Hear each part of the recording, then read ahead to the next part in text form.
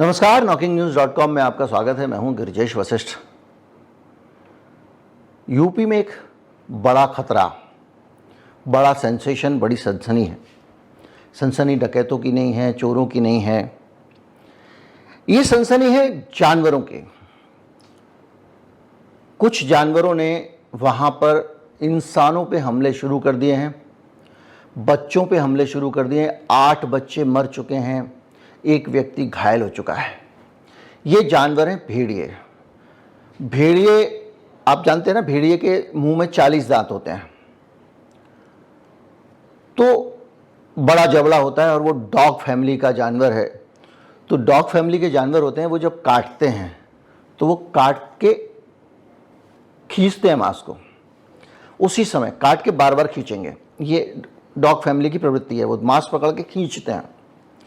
जबकि जो cat family वाले होते हैं, शेर वगैरह होते हैं, वो आपकी रीढ़ की हड्डियाँ कहीं पे अपने दांत गड़ा देंगे और गड़ा के तब तक लटके रहेंगे जब तक कि आप मर ना जाए। दोनों में अंतर है। तो जो डॉग फैमिली वाले होते हैं, चलो भालू भी डॉग फैमिली में ही आता है, तो वो आपके मांस को खींच के निकालते हैं। तो भेड़िए जब इस तरह के हमले करें तो और भी भयावह हो जा रहा है।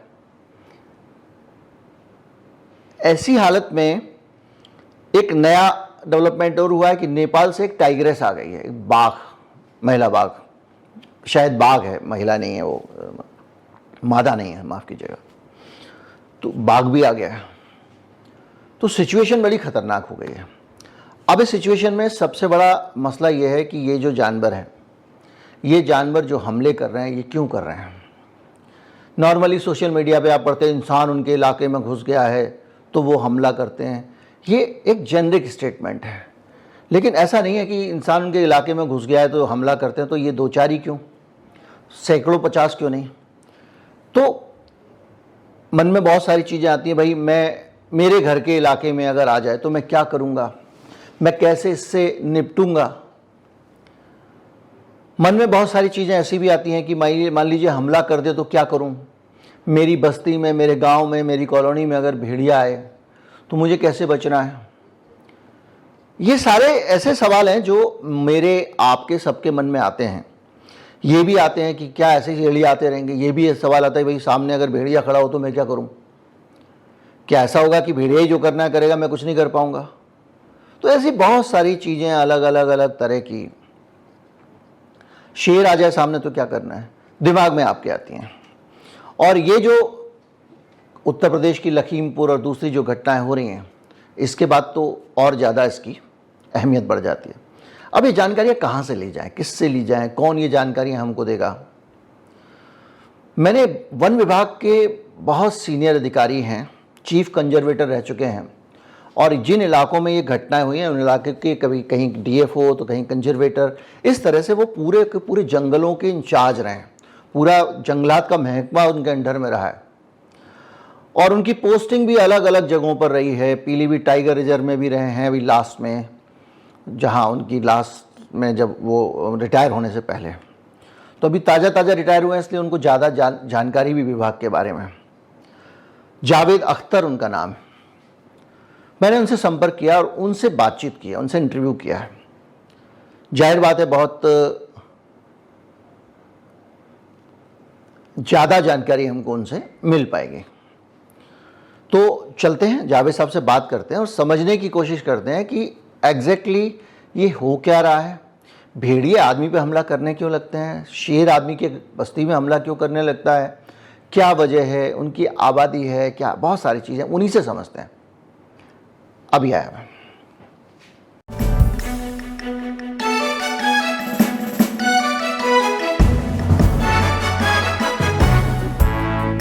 दोबारा शुरू कर रहा हूँ क्योंकि रिकॉर्डिंग शुरू नहीं होती तब तक, मैंने बटन दबाना भूल गया था। तो मेरा सबसे पहला सवाल जो है वो आपसे ये है कि जो भेड़िए हैं वो क्यों इंसान पे हमला कर रहे हैं, क्यों बस्तियों में जा रहे हैं, क्यों बच्चों का शिकार कर रहे हैं। वो कौन सी स्थितियां हैं जो एक नई पैदा हो गई, चूंकि आपने पूरी जिंदगी जंगली जानवरों को देखा है, उनके बिहेवियर के बारे में आप जानते हैं। मैं ये बताना चाहूंगा कि कोई भी वाइल्ड लाइफ एनिमल तब तक आबादी पे हमला नहीं करता है जब तक फूड अवेलेबिलिटी उसकी बनी रहती है। जी। फूड अवेलेबिलिटी जब तक उसकी बनी रहती है, वो अपने नेचुरल फूड पे ही डिपेंड रहता है और वहीं से अपना फूड कलेक्ट करके अपने को जीवित रखता है। कुछ विशेष परिस्थितियां डेवलप हो जाती हैं, जैसे कभी वाइल्ड लाइफ को चोट लग जाती है या वो अपंग हो जाता है, वो फूड कलेक्ट करने की पोजीशन में नहीं होता है, तभी वो आबादी की तरफ अपना रुख करता है। और ये जो बहराइच की परिस्थिति है, बहराइच तराई का एरिया है। मैं डीएफओ बहराइच भी रह चुका हूँ, डीएफओ श्रावस्ती भी रह चुका हूँ। वहाँ पर फूड अवेलेबिलिटी की कोई अ, अ, दिक्कत नहीं है और जो भेड़िए हैं उनको रहने के लिए भी पूरी उनका हैबिटेट अच्छा हैबिटेट है। ऐसा लगता है कि कोई डिफेक्ट हो गया होगा, किसी उनके परिवार के किसी सदस्य में कोई ऐसा डिफेक्ट आ जाता है जिसकी वजह से वो अपना फूड नहीं ले पाते हैं और तब आबादी की तरफ वो रुख करते हैं। हो सकता है कि किसी भेड़िए किस तरह के डिफेक्ट होते हैं? क्या वो चीजें होती हैं जिनके कारण वो फूड कलेक्ट नहीं कर पाते हैं? सरल तरीके से, चूंकि हमारे दर्शक जो हैं वो सारे के सारे बहुत वाइल्ड लाइफ को नहीं समझते, तो उनको समझने में आसानी होगी। देखिए, भेड़िए के केस में भेड़िया बहुत बड़े जानवर को अटैक करके अपना फूड नहीं ग्रहण करता है। ये छोटे जानवरों पर डिपेंड रहता है, जैसे खरगोश हैं या बर्ड्स हुए। ये झाड़ियों में रहने वाला जानवर है। जी। घास के मैदान में हुई, झाड़ियां हुई या फिर आउटसाइड फॉरेस्ट के जो एरिया होता है, वहाँ ये जनरली अपना ठिकाना बनाए रहते हैं ये भेड़िए और इनको वहाँ से फूड मिलता रहता है। कभी तो मतलब फूड की कमी हो जाती है। ये एक चीज और पता चली इस बीच में कि ये डीप फॉरेस्ट में नहीं रहते हैं, गहरे जंगल में नहीं रहते हैं, बल्कि जो जंगल का बाहरी इलाका है जो आबादी के नजदीक होता है वहां ज्यादा रहते हैं और हाँ, छोटे जानवरों और का शिकार करते हैं। जी, और इससे इनको ये भी फायदा रहता है कि आबादी के पास होने से इनको जो आबादी के जानवर होते हैं, बकरी, छोटे जानवर, बकरी या इस तरह की छोटी चीजें, वो भी इनको कभी-कभी मिल जाती हैं और उस पर भी ये डिपेंड रह करके अपना फूड अवेलेबल करा लेते हैं। जी जी।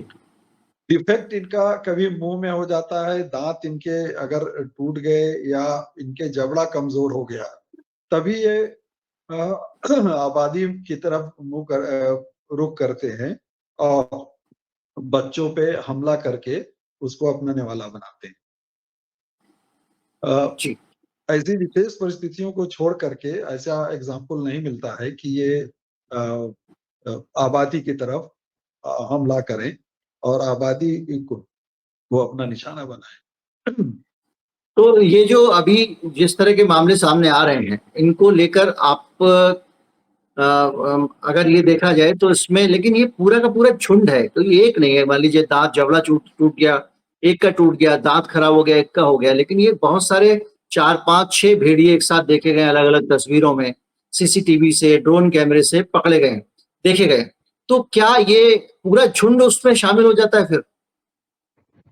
भेड़िए झुंड बना के ही जनरली रहते हैं।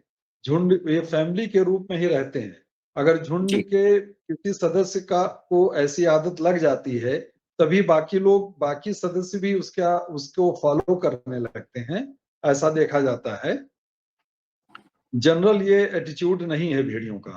तो कुछ ही भेड़िए ऐसे हैं जो इस एटीट्यूड को फॉलो करने लगे हैं, जिसको वन विभाग पूरी कोशिश करके कंट्रोल कर रहा है और कुछ ही दिनों में कंट्रोल कर भी लिया है और पूरी तरह से कंट्रोल कर भी लेगा। जितनी सिंसियरिटी वन विभाग, प्रशासन और आसपास के जो अ, थाने के लोग हैं, उन्होंने जितनी सिंसियरिटी से काम कर रहे हैं, मुझे लगता है वो शीघ्र ही कंट्रोल कर लिया जाएगा और ये कोई बड़ी समस्या नहीं रह जाएगी। वहाँ पर फूड अवेलेबिलिटी है पर्याप्त। ये केवल कुछ भेड़िए हैं भेड़िए हैं जिन्होंने ये ट्रैक पकड़ लिया है, और वो पकड़ जाएंगे तो ये समस्या वहाँ की समाप्त हो जाएगी। अच्छा, बस मतलब इसमें इसमें ये है कि उस इलाके में जो भोजन है, भेड़ियों के लिए भोजन जो आप बता रहे हैं, छोटे जानवर, वो पर्याप्त मात्रा में है, चूंकि अब वहां पे रहे हैं, तो ऐसी समस्या नहीं है कि जंगल में भोजन की कमी हो गई हो तो वो शहर की तरफ आ गए हैं, बल्कि है ये कि उनमें से कोई भेड़िया शिकार करने में सक्षम नहीं रहा है, तो वो अब जो है वो एक सॉफ्ट टारगेट समझ के, आसान तरीका समझ के, अपनी जिंदगी को बचाने के लिए, सर्वाइवल के लिए शहर की तरफ निकल गए हैं और वहां पर वो इस तरह से शिकार कर रहे हैं और मनुष्यों पे हमले कर रहे हाँ, हैं। ये एक सीधा बिल्कुल सीधा जो बिल्कुल समझ में आ रहा है। बिल्कुल यही यही बात है। और उनमें से कई भेड़िए जो अ, मेरी जानकारी है पकड़ लिए गए हैं, अब ये समस्या हल हो जाएगी। एक चीज और है, जब तक समस्या पूरी तौर पर समाप्त नहीं हो जाती है, गांव वालों को भी थोड़ा प्रिकॉशन लेना चाहिए। जैसे अपने घरों को शाम के समय ही दरवाजे को बंद रख लें, बच्चों को घर के अंदर रखें। रात में अगर गांव वाले इकट्ठा होकर के कुछ गश्त कर लें, और गश्त के टाइम अगर वो थोड़ा टीन वगैरह बजा करके आवाज कर लें, तो इस तरह के जो भेड़िए हैं वो गांव के अंदर दाखिल नहीं होंगे, और हमला करने से वो कतराएंगे, और जी। जो बच्चे हैं वो सुरक्षित हो जाएंगे। तो क्या इसी बीच पटाखे वन वगैरह का भी विभाग इस्तेमाल किया जा सकता है? पटाखे का भी इस्तेमाल किया जा सकता है, लेकिन टीन वगैरह बजा करके कुछ कुछ देर बाद, घंटे 2 घंटे बाद अगर टीन बजा करके एकदम से शोर किया जाए, तो जो आसपास इस तरह के भेड़िए होंगे वो भाग जाएंगे और गांव में दाखिल नहीं। तो मतलब भेड़िया शोर से डरता है, कुल मिला के ये है। आदमी से तो एक चीज सभी और भी डरते है, हैं। जी, ये हाँ, अभी ये जो आप देख रहे होंगे कि बहुत सारे चीजें आ रही हैं कि वन विभाग के लोग, आप बता रहे हैं, चीज सक्रिय हो गई हैं।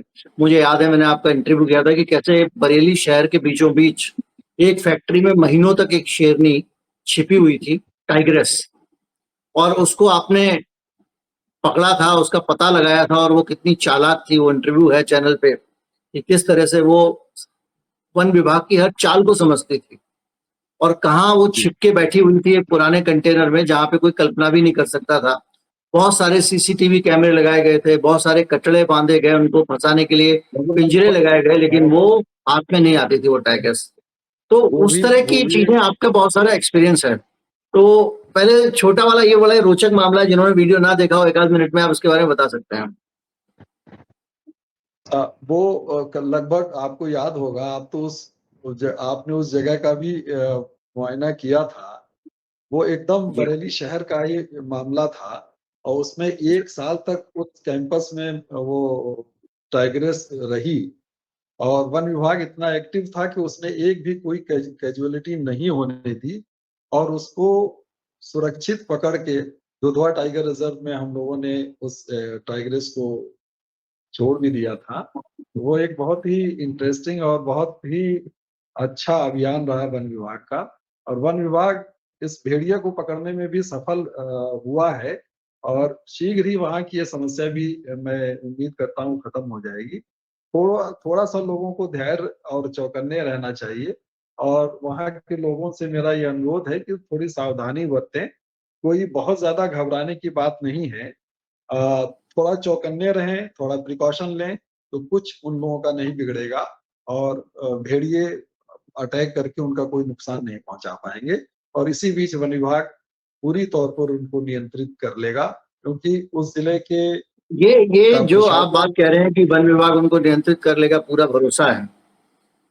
इस चीज के मैं साथ इसलिए में कुछ प्रश्न मन में मैं आते हैं जब हम बात कर रहे होते हैं, तो कुछ मैं दिमाग में सवाल मैं आते हैं। पूरा मैं जी भरोसा जी। इसलिए पूरा कह रहा हूँ कि जी सरकार इसके प्रति बहुत ही सेंसिटिव है, और इतना सेंसिटिव है कि सब कई टीमें वहां पे लगी हुई हैं, जो मेरी जानकारी है।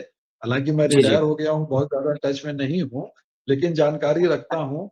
इवन सरकार के प्रतिनिधि के रूप में हमारे वन मंत्री जी भी वहां पे दौरा कर आए हैं, डायरेक्शन दे आए हैं।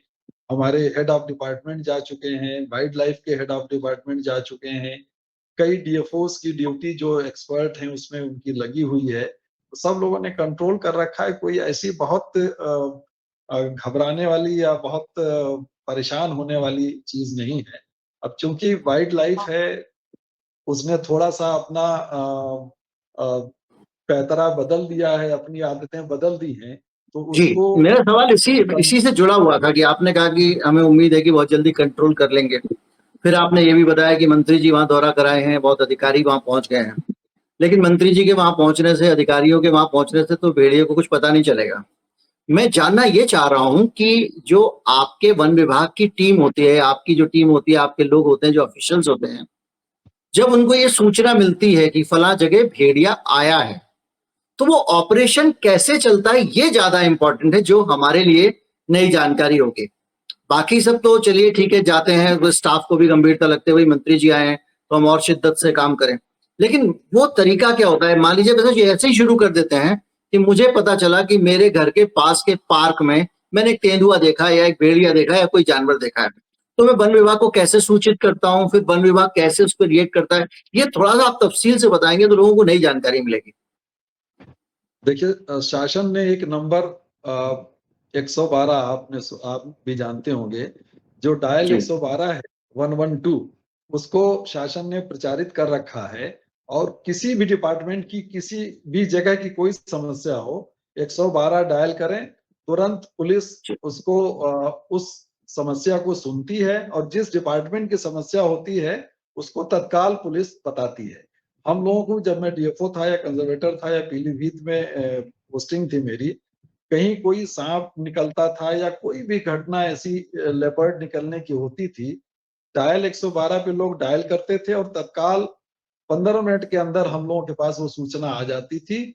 और शासन ने पिछले 5 से 10 सालों के अंदर वन विभाग को इतना सुसज्जित कर दिया है कि सभी रेंज में पिंजड़े हो गए हैं, इतने संसाधन हो गए हैं कि आधे घंटे से 1 घंटे के अंदर इस तरह की समस्याओं को हल करने के लिए एक टीम हमारी तत्काल मौके पे पहुंच जाती है और उस समस्या को कंट्रोल कर तो ये लेती है। अगर सबसे बड़ी समय जानकारी पे ये है कि अभी तक जो मेरे दिमाग में भी था कि वन विभाग की हो सकता है कोई हेल्पलाइन होती हो, कोई नंबर होता हो, मुझे लगा कि अब मैं पूछूंगा तो आप कुछ नंबर बताएंगे। लेकिन इससे सरल क्या हो सकता है कि 112 जो हेल्पलाइन है, वन विभाग से संबंधित दिक्कतों के लिए भी आप 112 डायल कर सकते हैं। आपके इलाके बिल्कुल, में सांप निकल आए, कोई भी वाइल्ड जी, जी, लाइफ जी, हो तो आप कर सकते हैं। तो बहुत सरल तरीका जी, निकला। जी। अब क्या हुआ कि आपके पास में पुलिस हेडक्वार्टर से सूचना आपको दी गई कि साहब फला जगह जो है वो भेड़िया निकल आया। फिर आप क्या करते हैं, जी। कैसे आप करते हैं, कैसे कोऑर्डिनेट करते हैं? और जब हमारे पास सूचना आ जाती, 112 के पास सभी सूचनाएं उस जिले के डीएफओ की होती है, कंजर्वेटर की होती है, सभी फोन नंबर्स उनके पास होते हैं। वो तत्काल जी उस अधिकारी को बताते हैं और बता करके और पूरा कम्युनिकेट करके वो लोकेशन तक बताते हैं। और इतना जी पता चल जाने के बाद वन विभाग के अधिकारी तत्काल मौके पे जो अपने नियरेस्ट रेंज अफसर होता है उसको भेजते हैं। अगर डीएफओ को जाने की जरूरत होती है तो डीएफओ खुद वहां पे अपने दल बल के साथ पहुंचते हैं। जिस इंस्ट्रूमेंट की जरूरत होती है, पिंजड़े की जरूरत होती है या किसी और चीजों की जरूरत होती है, या बेहोश वो करने वहां वाली तत्काल बंदूक होती पहुंचते है हैं। या फिर कोई और चीजें हाँ, हो, हाँ, सब जाल जी, होता है, बहुत सारी चीजें हैं। तो वो जो लोग जो ग्राउंड पे जाते हैं, जो टीम वहां जाती है ग्राउंड पे, उसको ये पता होता है कि भाई यहाँ पे लोग बताते हैं फिर भेड़िया है। तो कैसे ढूंढते हैं, कौन से तरीके होते हैं जिसके जरिए पता लगाते हैं, उसकी मूवमेंट कैसे ट्रैक करते हैं, वो सब कौन कौन सी टेक्निक अपनाई जाती है? अब तो वन विभाग के पास कई तरह के संसाधन हो चुके हैं। अ, कैमरा कैमरा के साथ साथ उनके पास पहले तो टीम पहुंचती है। टीम में जितने एक्सपर्ट टाइप के मेंबर्स हैं वो पहुंच जाते हैं। और जी जैसी वहां पे जरूरत होती है उसको ट्रैक करने के लिए भी टीम होती हैं जो उसके पग मार्क्स देख करके ट्रैक कर सकती हैं। वो विधि भी जी अपनाई जाती है। उनके झुंड कहाँ रहते हैं वो भी ट्रैक कर लिया जाता है, ट्रेस किया जाता है। उनके मूवमेंट पर नजर रखी जाती है। इन सब चीजों पर नजर रख करके फिर डिसीजन लिया जाता है। और चीफ वाइल्ड लाइफ वार्डन के पास भी टीमें रहती हैं, वो उस तरह से डायरेक्शन दे करके उसको कंट्रोल करते हैं। अब मान लीजिए कि आपके विभाग की टीम गई उसने कैमरा लगाया, पेड़ पे कैमरा लगाया, उस कैमरे में देखा कि रात को यहाँ से निकला था, तो आपको आइडिया लग गया कि ये इस इलाके में होगा। और सामने मान लीजिए ढूंढते ढूंढते आप पहुंच गए, अब सामने खड़ा हुआ एक भेड़िया, और भेड़िया भी नहीं, मान लीजिए कि एक टाइगर खड़ा हुआ है, तब कैसे करते हैं, क्या करती है टीम आपकी, कैसे पकड़ती है उसको? क्योंकि ये हम लोगों के लिए ये सूचना है जो कि जो है वो बहुत महत्वपूर्ण है, आप लोगों के लिए आम है, इसलिए आप बार बार जब जवाब दे रहे थे सब स्किप हो जा रहा है। देखिए, जनरली तो ग्रुप में लोग रहते हैं। ग्रुप में कोई भी जंगली जानवर आदमी पे ग्रुप में अगर वो है तो वो हमला नहीं करता है, अगर वो भागे ना। जो भी है जो भी आदमी है वो अगर उसको देख करके भागे ना, फेस करे, डट करके खड़ा रहे, तो वो अटैक नहीं करता है। और अगर झुंड में 2-3 लोग हैं तो कतई नहीं अटैक करेगा। अगर उनमें से कोई भागने लगता है तभी वो अटैक करता है। और इस तरह की जो भी टीमें होती हैं उनके पास इतने संसाधन रहते हैं कि अगर वो 2-3 लोग भी हुए और टाइगर सामने आ भी जाए तो वो भागते नहीं है, वो उसको फेस कर ले जाते हैं। और होता यही है कि वो टाइगर फिर खुद दाएं बाएं कहीं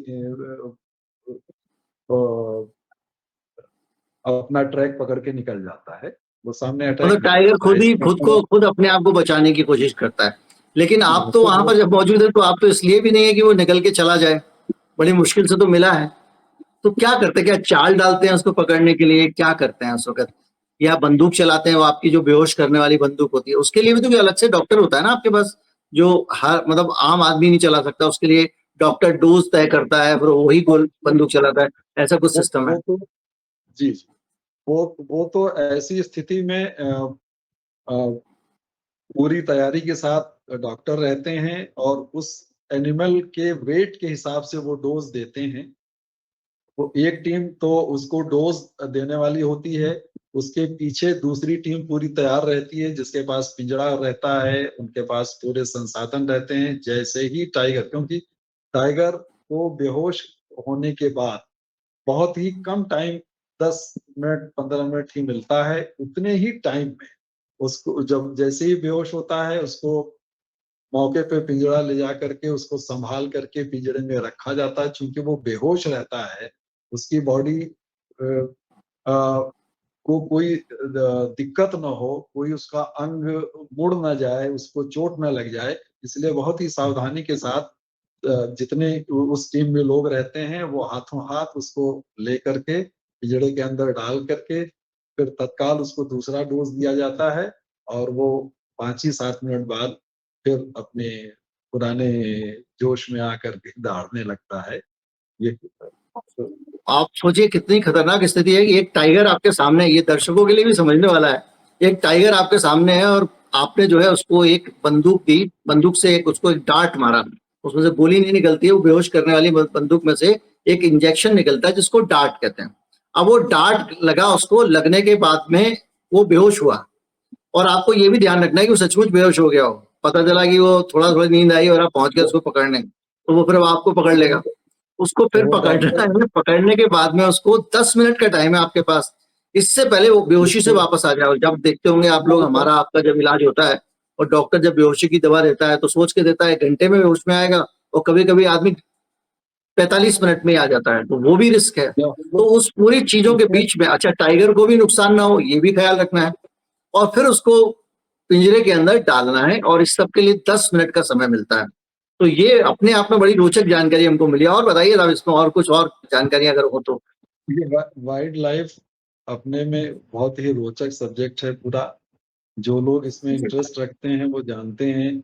और नेशनल पार्क या टाइगर रिजर्व ढूंढने के लिए वो काफी टाइम लगाते भी हैं। जहां जहां दिखने के चांसेस होते हैं वहां ऐसे लोग जो इंटरेस्ट रखते हैं वो जाते भी हैं, तो उनको ये सब चीजें देखने में, सुनने में, आ, उसको एक्सपीरियंस करने में उनको ज्यादा आनंद आता है। बाकी जो लोग भी थोड़ा सा इंटरेस्ट रखते हैं वो सब उनको सुनने में भी आनंद आ रहा होगा। अब सब चीजें जी यहाँ जी। पे फोटो भी अब नहीं है, नहीं तो दिखाई जा सकती थी उनको। वो पुराने वीडियो अच्छा, में एक आपको एक, एक आपको इंटरनेशनल अवार्ड मिला था जब आप पीलीभीत टाइगर रिजर्व में थे, तो आपने टाइगर्स की आबादी वहां पे ऐसी बना दी थी कि पूरी दुनिया में नाम हो गया था आपके टाइगर रिजर्व का। आपको इंटरनेशनल अवार्ड मिला था, वो कौन सा अवार्ड था, क्या किस्सा था, नहीं, जरा नहीं, वो भी बताइए दीजिए लगे यार। मुझे नहीं मिला था वो टाइगर पीलीभीत टाइगर रिजर्व को मिला था। और जी पीलीभीत जी। टाइगर रिजर्व के लिए मैं थोड़ा सा बता दूं, वो T2 अवार्ड लेकिन कहलाता लेकिन है। उसके इंचार्ज इंचार्ज तो आप ही थे ना, आप ही की देखरेख में हुआ था उस ना वो। वक्त जिस वक्त मिला था उस वक्त मैं था वहां पे, लेकिन वो जी जी मेहनत पिछले 5 सालों के अधिकारियों की थी और उत्तर जी। प्रदेश सरकार का वो अचीवमेंट था। उसमें होता ये है कि पूरे वर्ल्ड में, पूरे उस क्षेत्र में 5 साल, पिछले 5 सालों में टाइगर की आबादी जहां पर जस्ट डबल हो जाती, उसको वो जी अवार्ड दिया जाता है। तो पीलीभीत इस एरिया में पूरे ऐसा क्षेत्र था जो पिछले 5 सालों में, ये 2021 में मिला था ये 20 में मिला था ये अवार्ड नवंबर में। तो 20 में 21 में मिला था। और उससे 5 साल पहले जो आबादी थी टाइगर की पीलीभीत टाइगर रिजर्व में, उसकी डबल हो गई थी। और उसका पूरा सर्वे होता है, बाहर की टीम आती है, वो उसका निरीक्षण करती है। जब वो संतुष्ट होती है तब वो रिपोर्ट भेजती है।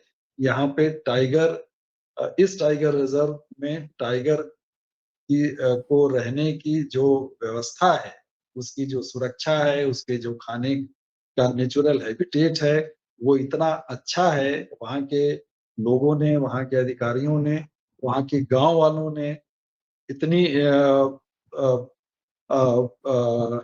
अच्छे ढंग से उस क्षेत्र की रखवाली की, इतना अच्छा माहौल क्रिएट किया कि टाइगर की आबादी डबल हो गई।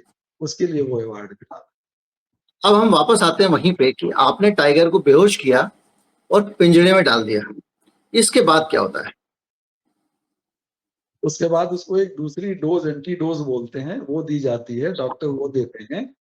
और उस डोज के देने के बाद 5 मिनट बाद फिर वो टाइगर धीरे धीरे अपने जी। नेचुरल उसमें फॉर्म में आ जाता है। उसके बाद उसको कुछ देर, 2-4 घंटे रखा जाता है, उसके स्वास्थ्य को चेक किया जाता है। फिर बाद में उसको किसी नेचुरल हैबिटेट में अधिकारियों के सामने, जैसा कि chief wild life warden decide करते हैं कि किन किन अधिकारियों के सामने उसको नेचुरल हैबिटेट में रिलीज किया जाता जाए, उन अधिकारियों के समक्ष उस टाइगर को वीडियो बनाते हुए रिलीज किया जाता है, अ, ताकि वो अगर एक कोई भविष्य में टाइगर, जैसे आदमखोर टाइगर हम सुनते हैं कि जिसको खून लग गया है आदमी का, जो आदमियों पे हमले कर रहा है, अगर उसको पकड़ते हैं तो उसको कहाँ छोड़ा जाता है? उसको जू में रखते हैं, उसको जू में टाइगर रखते को हैं। तो जू जो जू के टाइगर आप लोग देखते हैं ना, जिनको देख के आप बहुत खुश होते हैं, कभी उसको छेड़ते हैं कि चलाते हैं, वो सबसे खतरनाक वाला टाइगर होता है। जरा बच के रहना चाहिए। दर्शकों के लिए एक और समझदारी की जानकारी है। में। और सभी टाइगर ऐसे नहीं होते हैं। बहुत से टाइगर, जैसे अभी बात हुई ना कि कुछ डिफेक्ट हो जाता है, किसी के पंजे में जी कोई पंजा टूट गया या किसी का कोई दांत टूट गया, तब वो जी। उस अपनी अपंगता की वजह से वो अटैक करने लगता है ह्यूमन बॉडी पे। नहीं तो वो ऐसे होते नहीं हैं। जब वो फिर चिड़ियाघर या जू में पहुंच जाते हैं तो वो तब वहां पर उनको खाना पीना मिल रहा होता है तो उतना खतरा रहता नहीं है। जावेद साहब का एक चीज पे बड़ा फोकस है कि किसी भी तरह का कोई भय ना फैले और कोई मिसकंसेप्शन नहीं होना चाहिए। ये बड़ी अच्छी बात है। तो ये जो भेड़िए हैं जिन पे हम वापस आते हैं, इनके साथ साथ एक टाइगर भी आ गया है नेपाल से। जो खबर है कि एक नया नेपाल से टाइगर आया है, वो भी घूम रहा है, वो भी रास्ता भटक गया है। तो टाइगर तो बहुत डीप फॉरेस्ट में रहते हैं, वो कहाँ इंसानों के साथ में उतना उनका वास्ता होता है, उनको तो बहुत। हाँ, टाइगर जनरली, देखिए टाइगर डीप फॉरेस्ट में रहते हैं, लेकिन जैसे जैसे अब पॉपुलेशन बढ़ती है, जो टाइगर कब्स होते हैं वो जब एडल्ट होने लगते हैं, तो जब एडल्ट होते हैं तो वो टेरिटरी अपनी बनाते हैं। अगर वो उसी फॉरेस्ट में टेरिटरी बनाने में सफल हो जाते हैं तब तो उस टेरिटरी में वो रहते हैं। अगर वो टेरिटरी बनाने में अपनी सफल नहीं हो पाते हैं किसी वजह से, उसके आसपास जो भी टाइगर होता है वो ज्यादा स्ट्रांग है, तब ये एडल्ट होने वाला टाइगर फिर वो जगह छोड़ करके बाहर की तरफ निकल लेता है और भटक जाता है। तो ये इस तरह की अच्छा, नई टाइगर टेरिटरी बनाने के लिए जाता है और भटक जाता है और आबादी की तरफ पहुंच जाता है। क्या आबादी जो है, आम लोग जो हैं, उनका क्या रोल होता है इसमें? खास तौर पर किसी भी जंगली जानवर को हम कहें कि अनुशासनहीन बनाने में हमारी कहाँ भूमिका होती है, किस तरह से? क्योंकि ये जानकारी इस देश के लोगों के लिए, गांव के लोगों के लिए भी जरूरी है कि ये जो टाइगर है, जिससे आपको डर लग रहा है, जो आदमखोर हो गया है, वो आदमखोर, एक तो उसकी कुदरती ऐसी चीजें है कि भाई उसका अगर जबड़ा ही खराब हो गया है, मुंह टूट गया है, फट गया है, या दांत दर्द करता है, निकल गया है, शिकार करने की हालत में नहीं है, एक आध हाथ पांव टूट गया, कुछ ऐसी स्थिति है, तो वो जानवर जो है वो तो उसकी मजबूरी है, कुदरती चीज है। लेकिन इंसान कहाँ क्या कर सकता है? इंसान क्या गलतियां करता है जिसके कारण जानवरों का ये कोप उसको झेलना पड़ता है? देखिए, कोई भी जंगली जानवर जी ह्यूमन बीइंग को वो खुद भी अवॉइड करता है। वो जी ह्यूमन बीइंग पर अटैक नहीं करना चाहता। और मेरा जो अनुभव है कि जनरली टाइगर भी किसी आदमी पर हमला करने से अवॉइड करता है जब तक आदमी ही खुद उसके नजदीक, इतने नजदीक ना पहुंच जाए कि उसे लगने लगे ये आदमी उस टाइगर पे अटैक करने के लिए आ रहा है। जब टाइगर को ये महसूस होने लगता है ये आदमी मुझ पर अटैक करना चाह रहा है या आ रहा है करने के लिए, तभी वो उस आदमी पर अटैक करता है। जनरली टाइगर अवॉइड करता है आदमी को और आदमी से हट लेता है। ये शाई वाइल्ड एनिमल होता है, ये आदमी से टकराना खुद नहीं चाहता है। जी जी, यद्यपि मतलब वो बहुत ही अपने काम से बलशाली काम होता रखता है। है, भाई हमारा दिमाग खराब मत जी, करो, हमारे पास वास बताओ, परेशान मत करो। अब आप ज्यादा जी, जाओगे तो उसको लगेगा यार ये आदमी तो मेरे लिए खतरा ना बन जाए। और जी। वाकई अगर वो इतना भी ना करेगा तो दूसरे दिन लोग टाइगर को पाल लेंगे पकड़ के घर में। हाँ, ऐसी विशेष परिस्थितियों में ही वो अटैक करता है, नहीं तो वो अवॉइड करता है। और छोटे जानवर भी, टाइगर को छोड़ दें तो जो छोटे जानवर भी हैं, अगर वो भी या तो चौंक जाएं या उनको खतरा लगे या कोई ऐसी परिस्थिति हो तभी अटैक करते हैं, यहाँ तक कि सांप भी। तो इस तरह की हाँ, कौन कोई कौन भी सी जानवर जागरूकता को। आपको लगता है लोगों को बताने की जरूरत है वाइल्ड लाइफ के बारे में, कि लोग डरे रहते हैं बहुत सारे, हर जंगली जानवर को खतरनाक मान के चलते हैं?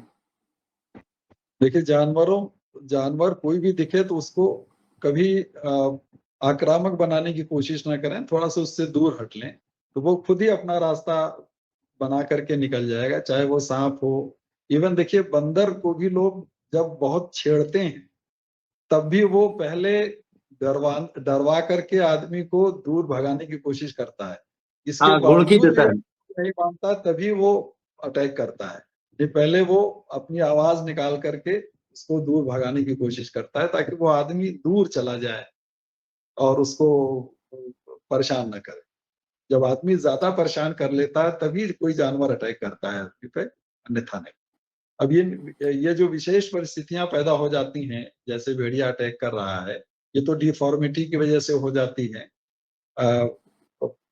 फूड अवेलेबिलिटी कम हो जाती है, उनको भूखमरी के कगार पे पहुंच जाते हैं अगर वो, तो और उनकी कोई डिफॉर्मिटी रहती है तभी वो इस तरह की कोशिश करते हैं, नहीं तो अन्यथा ऐसा होता नहीं।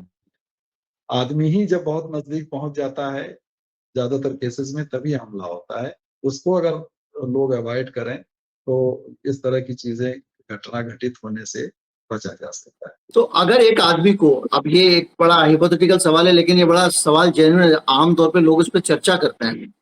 जंगल में जा रहे हैं, सामने आ गया टाइगर, मैं अकेला हूं, सामने एक टाइगर आ गया, अब मैं क्या करूं टाइगर से बचने के लिए? कुछ लोग कहते हैं पेड़ पे चढ़ जाओ, तो पेड़ पे टाइगर नहीं चढ़ पाता है, तो इतना टाइम तो वो देगा नहीं जितनी देर में आप पेड़ पे चढ़ेंगे। तो क्या करना देखिए, चाहिए ऐसी परिस्थिति अचानक? देखिए इसीलिए आप तो टाइगर रिजर्व में जरूर घूमे हैं। आपको पता होगा कि जो टाइगर रिजर्व है उसमें अकेले अलाउ नहीं किया जाता है। जो भी पर्यटक जाते हैं गाड़ियों में उनको सुरक्षित भेजा जाता है। उनकी अपनी प्राइवेट व्हीकल भी अलाउ नहीं की जाती है, इसी वजह से कि जिनको जानकारी ना हो वो इस तरह की, जैसे आप परिस्थिति बता रहे हैं, ऐसी परिस्थिति ना आए।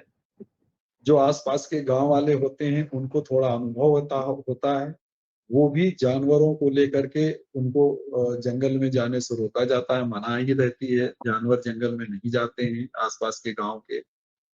और आसपास के गांव वाले इतना उनको सूझबूझ होती है कि वो अकेले जंगल में नहीं जाते हैं, और जाते भी हैं वो जानते हैं कि कहाँ पे टाइगर मिल सकता है, उस क्षेत्र में वो अवॉइड करते हैं।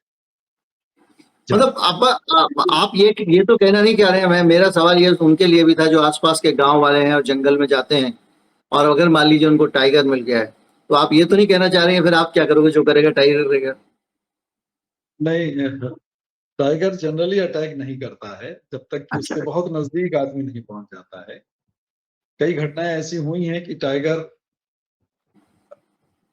भागने या अवॉइड करने को, उसमें अगर उसने अपना पंजा चला दिया तो वही उसको काफी घायल कर देता है आदमी को, बाद में इलाज करने पर ठीक भी हो जाता है। तो ऐसे लोगों ने बताया है कि गलती करने उन्हीं आदमियों की गलती रही है, वो अनजाने में इतने नजदीक पहुंच गए हैं, टाइगर पहुंच जाते हैं कि वो टाइगर अटैक करने के लिए, अटैक वो भी इस पर्पज से करता है, इसलिए नहीं करता है कि उसको मार दिया जाए, इस पर्पज से करता है कि वो आदमी भाग जाए वहां से।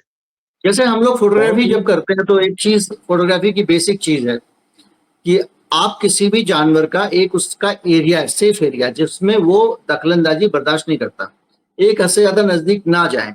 अगर आप चिड़िया है, अगर आप फोटो खींच रहे हैं, ज्यादा नजदीक चले जाएंगे तो उड़ जाएगी।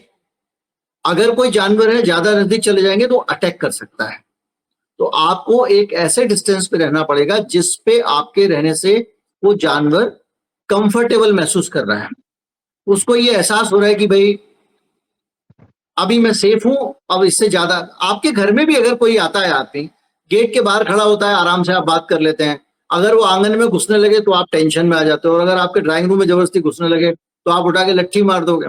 तो वैसे ही जानवर के साथ होता है, उसका भी अपना एक एरिया है, उससे नजदीक किसी को आने नहीं देता है। और हमारी भी जिम्मेदारी बनती है नागरिक के तौर पे कि किसी व्यक्ति को, जैसे हमें अपनी प्राइवेसी में हमारे ड्राइंग रूम में कोई घुसाएगा तो उनको कैसा लगेगा, ऐसे जानवर को भी उतना ही उसके नजदीक जाए जितना उसके जीवन में दखलंदाजी ना हो।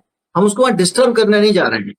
ये उन गांव वालों के लिए भी, आसपास वालों के लिए, पर्यटकों के लिए भी है। गिर से तो इस तरह की बहुत सारी तस्वीरें आती हैं कि वहां के जो लायंस हैं, आबादी बहुत ज्यादा हो गई है, तो वो आबादी के नजदीक पहुंच गया तो गांव वाले उनको परेशान करते हैं।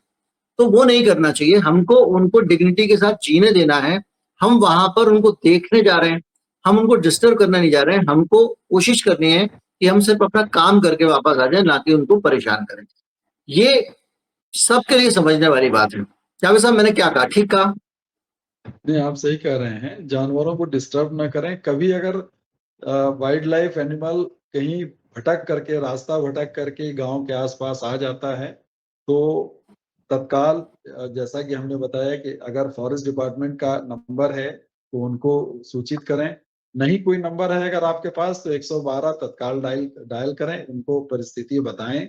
और मेरा ये अनुभव है कि डायल करने पे तत्काल आपको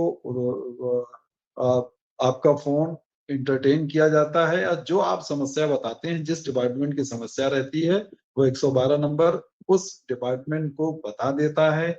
जिस नंबर से फोन आया है उस वो नंबर दे देता है वो 112 नंबर वाला अधिकारी, और तत्काल आप संपर्क करके उसकी समस्या का निदान, आपकी समस्या का कोई भी और इसमें तत्काल एक निदान। पहलू और भी है कि अगर मान लीजिए कोई एक कर्मचारी है जो काम नहीं करना चाहता, वो सोच रहा है मैं सोच के उपन्यास पढ़ूंगा अभी, अब मेरे पास फोन आ गया, अब मुझे नहीं जाना है वहां पे, तो ऐसा जो कर्मचारी है वो भी उसको अवॉइड नहीं कर सकता, क्योंकि जो उसके पास इंफॉर्मेशन आई है वो रिकॉर्ड पे है, वो पता है कितने बजे इंफॉर्मेशन आई है, कहाँ से आई है। तो अगर वो उस पर रिएक्ट नहीं करेगा, अगर वो उपन्यास पढ़ेगा, तो उसके लिए दिक्कत हो जाएगी। तो मतलब ऐसा भी नहीं है कि कोई कर्मचारी अपनी मर्जी से उस कॉल पे रिएक्ट ना करे, उसको करना ही पड़ेगा, कार्रवाई करनी पड़ेगी। ठीक कह रहे हो जावेद साहब?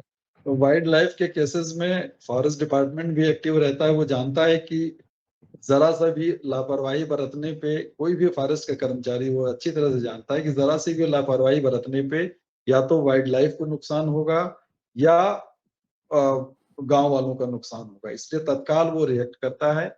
और जहां तक 112 नंबर डायल 112 की बात है, वो मुझे उनका सिस्टम पूरा तो नहीं पता है, लेकिन ये जरूर है कि जो भी उनके सिस्टम पे फोन जाता होगा उसकी मॉनिटरिंग भी होती है। तो उस जी। मॉनिटरिंग की वजह से भी कोई आदमी अगर कहीं से फोन 100 डायल 112 पे करता है तो उसकी मॉनिटरिंग होने की वजह से वो जो रिसीव कर रहा है वो संबंधित डिपार्टमेंट को जरूर बताता है, नंबर देता है। अक्सर हम लोगों के पास जब मैं सर्विस में था तो फोन आते थे, पूरा विवरण वहां से मिलता था। दोबारा डायल करने पर वो अधिकारी डायल 112 का पूरी इंफॉर्मेशन देता था। जरूरत पड़ने पे वो मौके पर ले जा करके बता भी देता था कि यहाँ से साहब संपर्क किया गया है। तो ऐसा नहीं, पूरा सिस्टम बना हुआ है, उस सिस्टम का सदुपयोग करें तो घटनाएं घटित होने से अभी ये रोकी जो जा सकती भेड़ियों का जो काम हो रहा है, अभी जो भेड़ियों वाला काम हो रहा है, जो आपने बताया कि वहाँ वन विभाग की टीम तैनात है, सब लोग काम कर रहे हैं, इसमें आपको क्या लगता है आखिर में अंत में क्या होगा इसमें?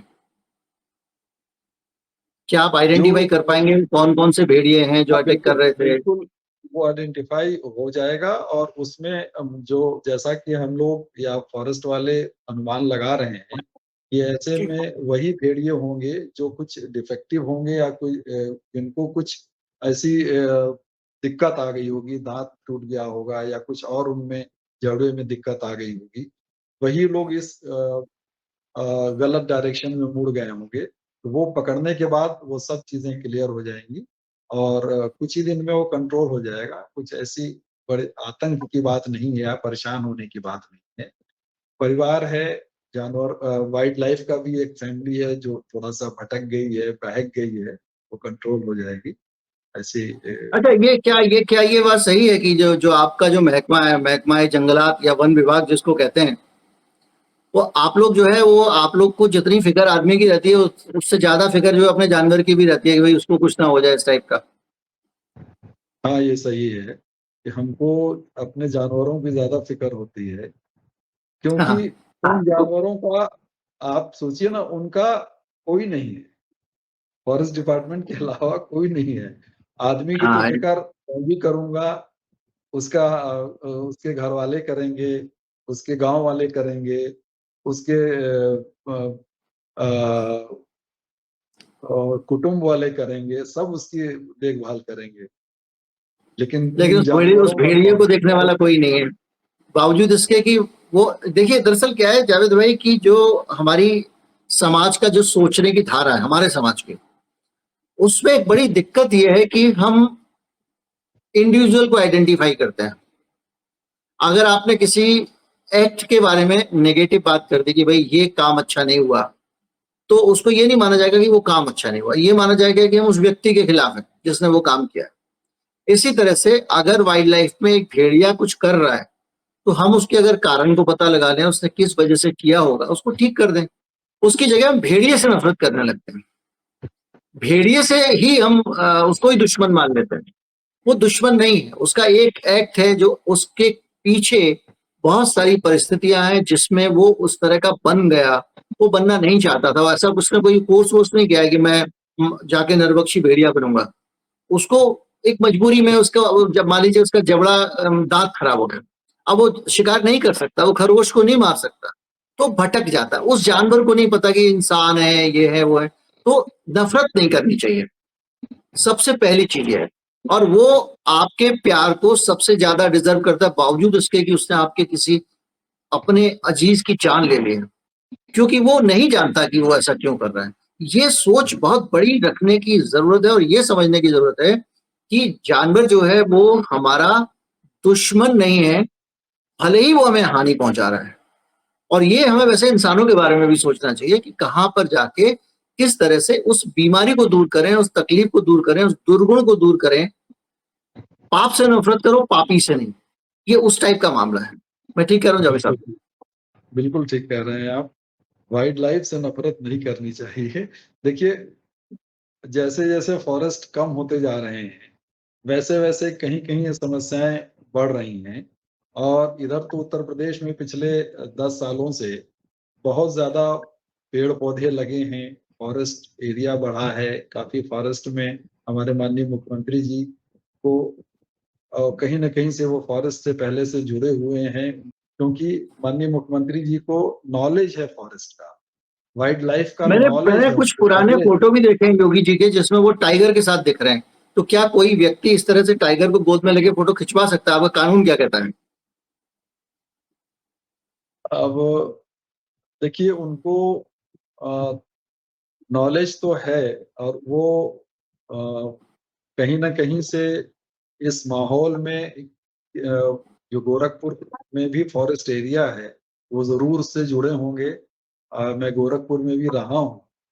उनकी चूंकि वो अ, जमीन से जुड़े हुए हैं, तो वो सब जी चीजें जानते हैं। वो जी। फॉरेस्ट एरिया में जो काफी उनका आना जाना भी रहा है, और उन लोगों से उनको पूरी सूचनाएं मिलती रहती हैं, तो उनको सब अनुभव है, सब वो जानकारी है, इसीलिए वो कई अच्छे उन्होंने अच्छा, चीजें कुछ भी कुछ लागू की हैं। जी जी जी जी, कुछ समस्याएं मैं देख रहा हूँ बहुत सारी इस बीच में बड़ी है, भारत में बड़ी है, पूरे भारत में, सिर्फ उत्तर प्रदेश में नहीं। जैसे कि तेंदुओं की आबादी, जैसे कि बंदरों की आबादी, जैसे चीतल काफी बढ़ गए हैं, और नीलगाय भी अब जंगलों से बाहर काफी जाने लग गई हैं। क्या वजह हो सकती है? ये किस वजह से आबादी बढ़ रही है इस तरह से, जो अब ह्यूमन और वाइल्ड इंटरेक्शन ज्यादा होने लग गया है, मनुष्यों से जंगली जानवरों का मुकाबला, सामना ज्यादा होने लग गया है इन वजहों से। क्या आपको लगता है कि इस आबादी को कैसे करेंगे? कि क्या क्या एक तो वजह क्या है, उसको करेंगे कैसे? देखिए, आबादी तो सिंपल सा फार्मूला है कि अगर अ, किसी भी वाइल्ड लाइफ की, चाहे वो तेंदुआ हो, टाइगर हो, हमने अभी आप ही जिक्र कर रहे थे कि पीलीभीत टाइगर रिजर्व को, उसकी पॉपुलेशन 5 साल में डबल होने के लिए उसको अवार्ड मिला है। यानी 5 साल में टाइगर की पॉपुलेशन डबल हो गई है किसी एरिया में, वो माने रखती है।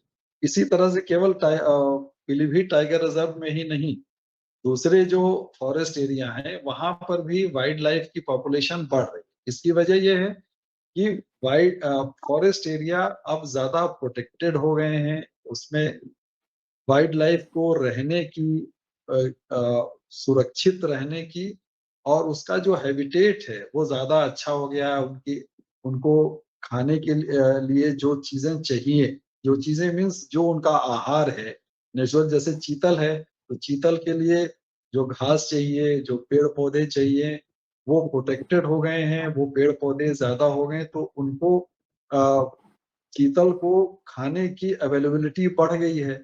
अगर खाने की और प्रोटेक्शन की, यानी कोई उनको मार नहीं सकता है, ये उनकी प्रोटेक्शन हो गया है। खाने की अवेलेबिलिटी बढ़ गई है, तो जाहिर सी बात है कि उनकी पॉपुलेशन बढ़ेगी। जब उनकी पॉपुलेशन बढ़ रही है, तो उनपे जो डिपेंडेंट हमारे ये तेंदुआ है या टाइगर है, उनकी फूड अवेलेबिलिटी भी बढ़ गई है। अगर चीतल की संख्या बढ़ गई, तो टाइगर को खाने के लिए और भोजन बढ़ गया।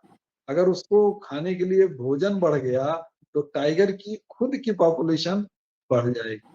तो इसलिए टाइगर की भी पॉपुलेशन बढ़ गई है। इसीलिए लेपर्ड की भी पॉपुलेशन बढ़ रही है।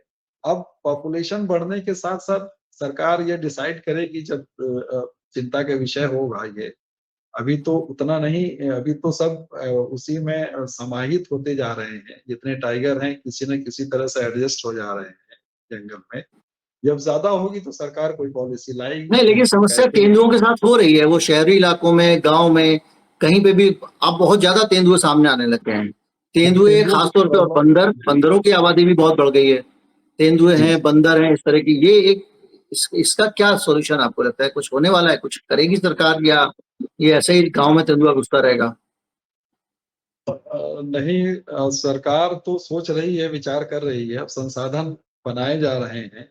देखिए, बंदर की पॉपुलेशन तो कई शहरों में बहुत ज्यादा हो गई है, लेकिन अब उसको कैसे कंट्रोल किया जाए, धीरे धीरे उस पर विचार हो रहा है।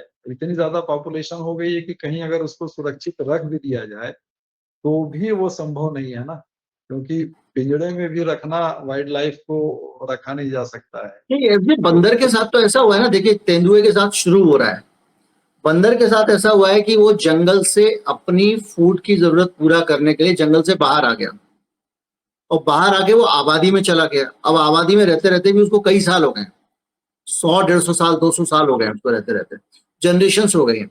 अब वो यहाँ पर फूड स्टील करके किसी तरह से खाने लग गया है, छत पे पानी टंकी खोल के वहां नहा लेता है वो, और वो इस तरह से करते करते अब नौबत ये आ गई है कि वो मतलब एक्सटॉर्शन भी सीख लिया है। अगर आप वृंदावन जाएंगे तो आपका चश्मा निकाल के भाग जाएगा वो, फिर आप उसको उसके खाने की फेवरेट चीज देंगे तब वो वापस करेगा।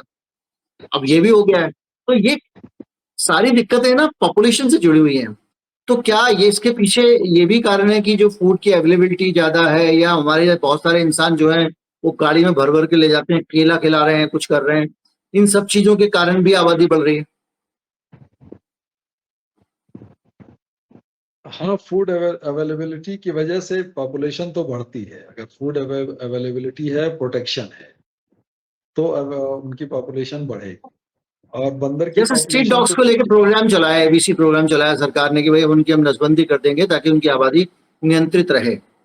ये भी सोल्यूशन हो सकता है बंदरों के लिए, खास तौर पे तेंदुओं के लिए भी, कि भाई आप उनकी मैं नसबंदी कर दीजिए। हाँ, बंदर के लिए जब मैं कंजर्वेटर आगरा था तो वहाँ पे कमिश्नर सर थे, उन्होंने इस पर काफी विचार किया। हम लोगों ने उनकी अध्यक्षता में बैठक भी हुई और फंड्स भी अवेलेबल थे, लेकिन दूर तक सोचा गया। देखिए, बंदरों की नसबंदी करने पे एक ऑपरेशन करना पड़ेगा ना उनका, और बंदर का अगर एक ऑपरेशन करके 3 दिन 4 दिन बाद उसको छोड़ दिया जाएगा, 6 दिन बाद, तो वो उस जगह पे खुजला खुजला करके उसको और कुरेद कुरेद करके उसको उस घाव को बढ़ा ले, और बढ़ाने के बाद कुछ दिन बाद हो सकता है उसके लिए वो घाव घातक सिद्ध हो। इतनी मतलब उसको रिकवरी तो इतनी देखा जाए स्ट्रीट डॉग्स के साथ भी तो करते हैं ना, कि उसको कर देते हैं ऑपरेशन करने के बाद में, जब उसकी रिकवरी हो जाती है तो उसको छोड़ देते हैं। नहीं, स्ट्रीट डॉग और बंदर में फर्क है। बंदर तो हर जगह हाथ से नोच लेगा ना, जहाँ पर ऑपरेशन होगा हाँ, स्ट्रीट वहां डॉग पे को तो मुंह ही लेके कुरेदेगा, जाना है अपने मुंह, उसका वो कुरेद कर दिया देगा। तो। हाँ, कुरेद देगा वो बंदर। कुरेदने पे उसके घाव बढ़ने के ज्यादा चांसेस हैं। इस वजह से उसको ये ड्रॉप करना तो कुल पड़ा मिला के है। अगर हम इसको समराइज करें आज की चैट को, तो आज की बातचीत को, तो इसका जो निचोड़ निकलता है वो ये निकलता है कि एक तो जानवरों से दूर रहें, उनके इलाकों में ना जाएं, उनको डिस्टर्ब ना करें, उनको परेशान ना करें, चाहे आप वहां के रहने जानवरों वाले को नागरिक हो या आप टूरिस्ट हो। पहली चीज। दूसरी चीज ये है कि उनसे थोड़ा सा एक सेफ डिस्टेंस मेंटेन करें। तीसरी चीज ये है कि अगर आपके सामने पड़ भी जाते हैं तो आप उनको आराम से चले जाने दें, ज्यादा डिस्टर्ब ना करें। अगर आपके गांव में इस तरह की गतिविधियां हैं कि वो शिकार करने आने लग गए हैं, तो आप 2-2 3-3 घंटे पे शोर मचाते हुए, कनस्तर बजा के या किसी और तरीके से थाली पीट के, जैसे कोरोना में किया था, आप शोर मचाते रहे बीच बीच में झुंड बना के, तो भी वो वो बात जानवर नहीं नहीं आएगा। और शाम के समय अपने घर के दरवाजों को बंद रखें, दूसरी चीजों को का ख्याल रखें ताकि आपको नुकसान ना हो। यही मेरे ख्याल से एक इसका निष्कर्ष जावेद भाई निकलता है। ठीक, धन्यवाद। जी, बहुत बहुत धन्यवाद आपका। आपने बहुत अच्छे अनुभव अपने बांटे और बहुत सारी जानकारियां आपको दी। नमस्कार।